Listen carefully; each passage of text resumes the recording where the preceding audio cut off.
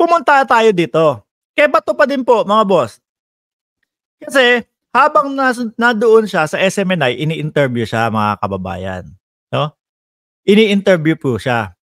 Sabi doon ni Banat Bay, mga bossing, Senator Bato de la Rosa, ano po ba? Ito, ano masasabi ninyo, no? Doon sa mga basher ninyo na binabash po kayo ngayon. Akala ko, mga bossing, sasabihin mga basher ni Bato de la Rosa dito sa side natin. Ano, kasi natawag sa kanya puncher, di ba? Mga puncher pa. Hindi ko na kailangan ilagay yata yung picture ni Senator dito eh. At least kapag nandiyan yung puncher, mga kababayan, alam na siya na yung pinag-uusapan po, mga bossing, di ba? Sabi ni Banat Bay, ano po ba ang masasabi ninyo doon sa mga nambabas sa inyo? Grabe, ibang klase itong SMNI, mga kababayan, at si Bato de la Rosa. Ang nambabas pa daw po sa kanya, mga kababayan, yung mga alagad ni Maharlika. Gusto nilang ipamukha sa atin, mga kababayan, na si Bato de la Rosa po, kumbaga, naging bias pa sa kanila. Ibang klase. Sabi pa doon, kaya lang daw po gustong papuntahin ni Bato de la Rosa si Maharlika sa Senado para gurgurin daw po. Ibang klase itong mga to, mga bossing, gusto nilang alisin sa taong bayan, sa isipan ng taong bayan, na hindi naging bias itong si Bato, si Boss Puncher.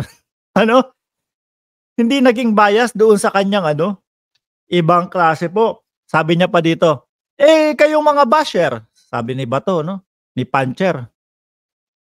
Kayong mga basher, hindi ko ginawa ang investigasyon para i-satisfy kayo. Para i-satisfy kayo. Mga kababayan, kaya naman po nagagalit ang sambayan ng Pilipino, mga bossing. Kasi napaka-inconsistent po nung hearing na yon.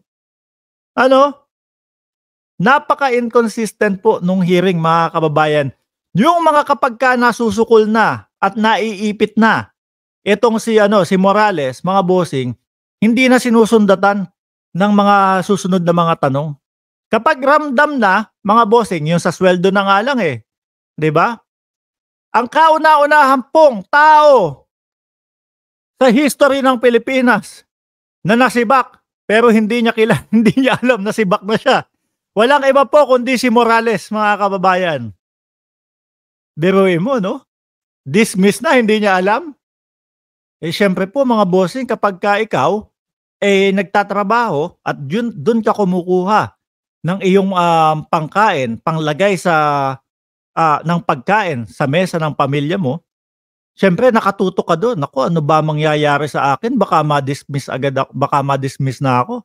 Problemado ito. Problemado ito, mga bossing. 'Di ba? Pero ibang klase po si Morales. Ang kauna-unahang tao sa Pilipinas na hindi niya alam na dismiss na po siya. Sinundan ni Bato. Siguro nadulas si Bato, paano ka kumukuha ng sweldo? May sweldo ka pa. Yung tungkol po sa sweldo, mga kababayan. Iniba yung sagot. Siguro medyo nakatunog na si Bato. Iba yung itopic natin. Lumipat tayo sa gano'n. Yun po yung napansin ng taong bayan, mga bossing. At ang daming nilihes. Ang isinisigaw nga po natin, mga kababayan, ang hinihintay natin. I-discuss mo yung control number. Bakit walang control number? At pangalawa, hindi naman pala team leader si Jonathan Morales, mga kababayan. Pero siya investigador. So sino po dapat ang nakapirma doon? Yung team leader po dapat. Hindi din na-discuss. Hindi din na-discuss yung nakasulat doon. No alias. Pero puro alias yung mga nakasulat doon. Pero sa halip po, mga kababayan, pumunta si Bato dito sa Puncher. Pumunta si Senator Puncher, mga kababayan. Doon sa butas ng... tignan mo yan pa, tignan mo yan. Tignan mo nga yun doon sa may letter C, tapos doon sa may letter A ba yun o L na? May butas ng Puncher. Authentic talaga ito. Hindi po natin narinig, mga kababayan. na idiniscuss kung peke. So kaya po ang mamamayang Pilipino iniisip mga bossing, sarsuela talaga ang nangyari, 'no? Palabas talaga ang nangyari. Para ano po mga kababayan, siyempre kung ikaw yung nandiyan, kung ikaw yung tagatanong diyan, mga bossing, 'di ba? Kumbaga ikaw yung magwe-weigh kung ano yung mga itatanong mo at kung saan mo gustong pumunta yung pag-uusapan. Which is kitang-kita at, dinig na dinig naman po natin kay Bato mga kababayan, ayun, naniniwala siya na authentic po. Kahit ano pa sabihin ng PIDEA diyan, kahit pa ulit-ulitin namin na hindi totoo 'yan as PIDEA, totoo kay Bato. Kasi po may butas ng puncher mga kababayan. Ay Diyos ko. So yung mga basher daw po kagaya ninyo, akala ko tayo yung babanggitin, eh. Yung pala, iniisip pa nila Maharlika na naging bias para sa kanila? Para ano po, ano pong ano yun mga bossing? Ano pong trip po nila nun?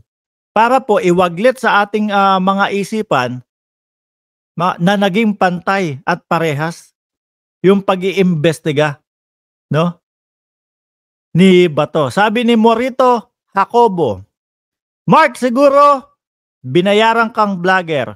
"Oo, magkano buhay mo? Halika bilhin kita. Pakain ka ng aso doon sa likod." The Punisher collab with the Puncher. Sabi ni Sir Ed Harry, "Useless yang mga hearing dyan, nasaan si Kanor?" Tapos the Puncher, "Ubos ang panira ng mga DDS." Totoo po. Sabi ni Charles Lucian, "Naging bayaran na rin si Mark." Ayan, buti kung may pambayad ang ano, 'no, kung yung mga ganitong pera, ayan, na dito lang nakakalat. Buti kung meron pambayad ng ganito, Cayman Island dollar. 'Pag peso po hindi ko tatanggapin yung bayad, kasi butal-butal lang po iyon. Isang piraso ata nito, 4,000 na, ayan. O 3,000, magkano 'yan? Nakakalat lang po dito, ano. Hoy, tanong mo kay Hitad. Sabi ni Ma'am Eva Mendoza, "Hindi magiging fair ang Senate 'pag si Bato ang nandiyan." Yes, yun yung narinig ko din po mga kababayan, 'no, kay Attorney Claire. Kailangan iba, bigay mo dun sa ano mo, sa co-chairman mo nga naman, mga kababayan.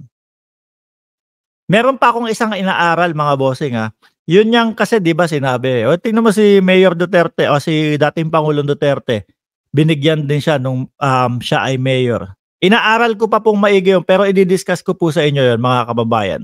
Sabi ni Lito Morales, scripted lang nila yan, ginawa na rin nila yan kay former Senator Leila de Lima. Sabi ni JG News TV, "Mas maganda sana kung si Pastor Kanor at yung 51 billion ang bigyan ng pansin." Sabi ni JG News. Pero ako po mga kababayan, ako po, sabi ni Janice Bailon, "Pagwapo ka ng pagwapo, Mark. Wala na nga akong ligo, pagwapo pa din ang pagwapo." Kanina po basang-basa ako ng pawis, kumbaga parang, nanlilimahin na ako kanina, nagkuskus lang ako ng mukha ng konti, pagwapo pa din ang pagwapo. Oh, ako po mga boss naniniwala. Ito talaga, kumbaga sinadya na lang nila itong bigyan ng pansin, 'no? Kasi dapat hindi naman po 'yan, kasi tsismisan lang 'yan, eh. At ang sinabi nga po 'di ba mga kababayan, walang dokumentong ganyan. Hindi totoo 'yan at peke iyan. Dapat dun pa lang tapos na, tapos ang makikita mong mga, nagpu-push yung mga tsismosang vlogger. Oh, yung mga nakikita mong mga nagpu-push, walang mga ibinibigay o ipinapakitang mga katotohanan. Dapat dun na po tapos na, Kaya talagang nagtataka po si Mark Ramos mga kababayan. Yung West Philippine Sea po na napakatindi po ng problema ng Pilipinas, yun ang hindi binibigyan pansin ng Senado. Malangay may ano na, kailangan malaman ng Pangulo kung ano talaga, 'no, yung pinag-usapan. Ano talaga yung gentleman's agreement o secret agreement diyan. Oh, Tolentino, re-electionist ka pa naman. Pasikat ka, tulungan niyo ang pangulo natin na malaman ang tamang sagot. Eh, wala, eh. Kung ano pa yung hindi importante nandito pa kayo. Mark, bakit ba inaapak-apakan na ang pangulo, ang mahal na pangulo, bakit hindi po kasi papasukin ng ICC? Ayan. Alam niyo po mga boss chief, amo sir, nakita ko po 'no, nakita ko siguro, sa isang balita na parang kung hindi ako nagkakamali, si 33% ng mamamayang Pilipino ang gusto ng papasukin ng ICC, mga kababayan. Nabubwisit na, eh. Nakikita nila yung mga inconsistency, 'di ba po? Nakikita nila na, ang ating dating pangulo pala kapagka yung sinasabi niya na sa droga-droga nila doon sa kanilang tokhang-tokhang, sinasabi niya na kapag kakilala pala, eh, hindi pala huhulihin. Oh, yun, 'di ba? So, talagang maaano, talagang mako-question po, mga kababayan.